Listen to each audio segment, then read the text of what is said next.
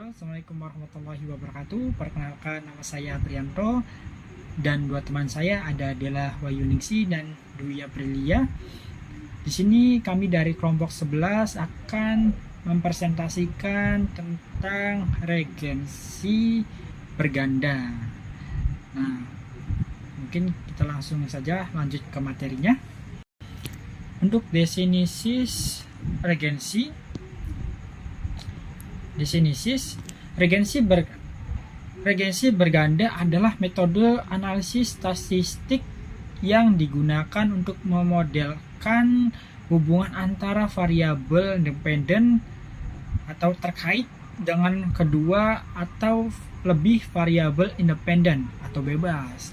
Nah, teknik ini merupakan pengembangan dari regresi sederhana yang hanya melibatkan satu variabel independen.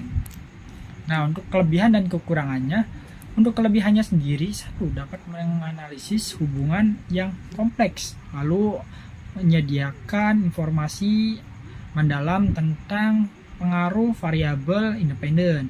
Nah, untuk kekurangannya sendiri, ada sensitif terhadap asumsi, lalu sulit diterapkan jika terdapat multikolinialitas atau data tidak normal.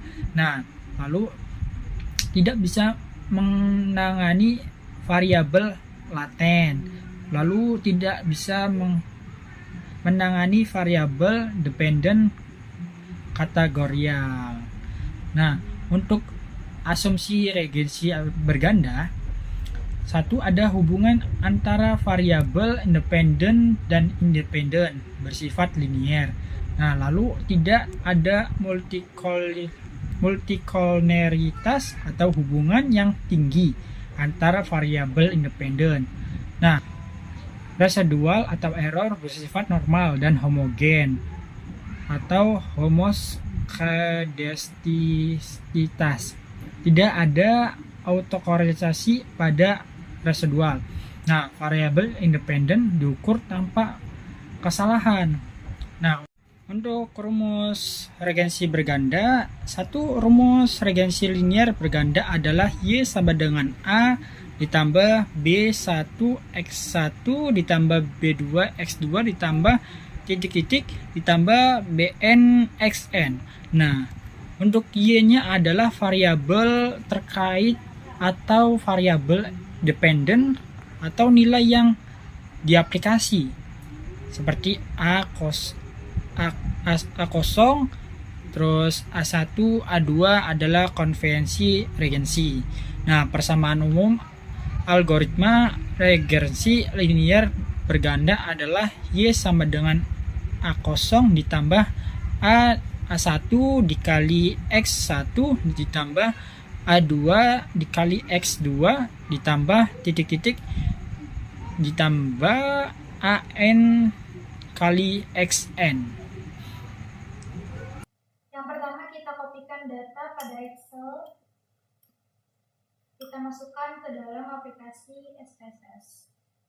Klik pada data view, lalu kita copy. Setelah itu, kita klik pada variable view, lalu pada bagian nama kita tulis X1,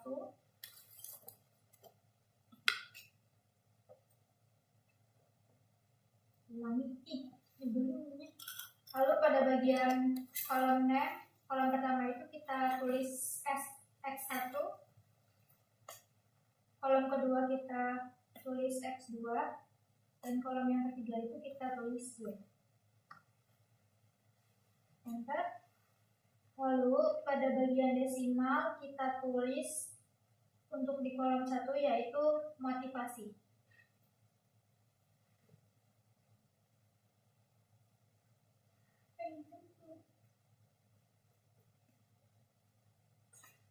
Kolom 2-nya kita tulis minat.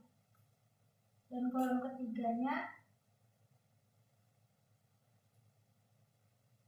kita tulis prestasi. Nah, jika sudah, lalu kita masuk ke bagian analis. Kita cari regression. lalu kita pilih linear. Oke. Untuk bagian dependen kita isi dengan prestasi. Kita klik prestasi lalu kita masukkan ke bagian dependen. Selanjutnya untuk motivasi dan minat kita masukkan ke bagian independen. Kita klik, lalu kita klik tanda panah di sini, kita masukkan. Kita sudah klik OK. Berikut adalah hasil akhir dari SPSS. Selanjutnya akan dijelaskan oleh Kak Dwi Aprilia. Di sini saya akan menjelaskan tentang uji F. 1. Jika nilai SIG lebih kecil daripada 0,05 atau F hitung lebih besar daripada F tabel, maka terdapat pengaruh variabel X secara simultan terhadap variabel Y. Yang kedua, jika nilai SIG lebih besar 0,05 atau F hitung lebih kecil daripada F tabel, maka tidak terdapat pengaruh variabel X simultan terhadap variabel Y. Rumusnya sendiri, F tabel yaitu sama dengan F buka kurung K dibagi N dikurangi K tutup kurung, yaitu sama dengan F buka kurung 2 dibagi 10 tutup kurung, itu hasilnya 4,10. Nah, 4,10 ini didapatkan dari nilai tabel F atau tabel F, yaitu kita cari kolom nomor 2 dari atas, terus kita tarik ke nomor 10 dan itu hasilnya 4,10. Di sini ada pengujian hipotesis H3 dengan uji F. Nah, kita melihat tabel ANOVA, yaitu pengujian hipotesis ketiga atau H3, yaitu berdasarkan output di atas, nilai signifikansi untuk pengaruh X1 dan X2 secara simultan terhadap Y adalah sebesar 0,000 lebih kecil daripada 0,05 dan nilai F hitung yaitu 23,978 lebih besar daripada F tabel yaitu 4,10, sehingga dapat disimpulkan bahwa H3 diterima yang berarti terdapat pengaruh X1 dan X2 secara simultan terhadap Y. Nah, di sini kita lihat F-nya itu di tabel ANOVA nilainya adalah 23,978, sedangkan SIG-nya sendiri itu 0,00.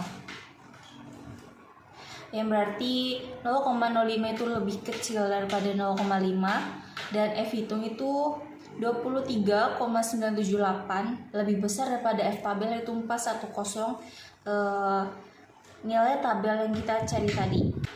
Kesimpulan dari regresi berganda yaitu regresi berganda adalah metode analisis statistik yang digunakan untuk memprediksi atau menjelaskan hubungan antara satu variabel dependen atau terikat dengan dua lebih variabel independen atau bebas. Teknik ini membantu 1. Memahami pengaruh masing-masing variabel independen, yaitu terhadap variabel dependen. Yang kedua, memprediksi hasil, yaitu berdasarkan kombinasi variabel independen. Yang ketiga, mengukur kekuatan hubungan, yaitu antar variabel. Nah, melalui analisis regresi berganda, keputusan berbasis data dapat diambil lebih tepat, terutama dalam situasi kompleks dengan banyak faktor yang saling mempengaruhi. Sekian presentasi video dari kami. Dengan saya Dwi Aprilia dan teman-teman saya itu ada Dela dan Apri. Sekiranya ada kekurangan, kita minta tolong share di link komen ini, di link YouTube. Dan kami menerima saran. Dan terima kasih. Wassalamualaikum warahmatullahi wabarakatuh.